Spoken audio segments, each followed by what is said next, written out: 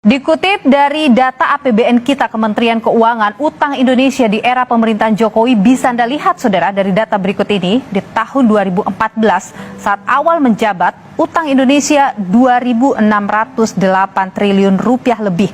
Sementara di tahun 2019, utang Indonesia mencapai 4.778 triliun rupiah. Nah, saudara, per bulan November 2023, utang Indonesia sudah mencapai 8.041 triliun rupiah. Posisi utang Indonesia kini telah mencapai 8.000 triliun rupiah lebih. Jumlah ini meningkat signifikan dibandingkan 2014 saat Presiden Jokowi baru saja menjabat. Dikutip dari data APBN kita Kementerian Keuangan, utang Indonesia di era pemerintahan Jokowi bisa Anda lihat dari data berikut. Di tahun 2014, saat awal menjabat, utang Indonesia 2.608 triliun rupiah lebih. Sementara di tahun 2019, utang Indonesia mencapai 4.778 triliun rupiah. Sementara di bulan November 2023, utang Indonesia sudah mencapai 8.041 triliun rupiah. Rasio utang Indonesia dengan PDB atau Produk Domestik Bruto secara sederhana adalah gambaran kemampuan pemerintah untuk melunasi utang-utangnya.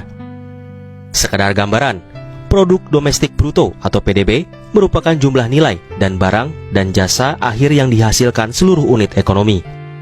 Di tahun 2014, rasio utang Indonesia terhadap PDB adalah 24,7%. Di tahun 2019 mencapai 30,6%. Sementara menurut data IMF hingga Oktober 2023 mencapai 39%. Direktur Center of Economic and Law Studies atau CELIOS, Bima Yudhistira menilai, salah satu penyebab bengkaknya utang pemerintah adalah belanja yang kurang cermat. Selain itu, meski rasio utang pemerintah kerap kali disebut aman, tetapi kenyataannya menurut Bima justru ada porsi besar yang habis hanya untuk membayar bunga utang. Ini memiliki beberapa penyebab. Salah satunya adalah klaim bahwa utang digunakan untuk sektor produktif.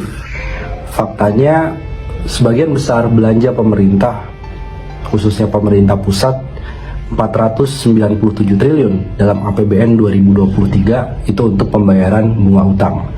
Artinya menerbitkan utang untuk membayar bunga utang dan pokok utang jatuh tempo. Kemudian belanja pegawai, belanja barang itu pun porsinya cukup besar. Sehingga tidak benar bahwa kenaikan utang berkorelasi dengan kenaikan dari sektor usaha yang produktif.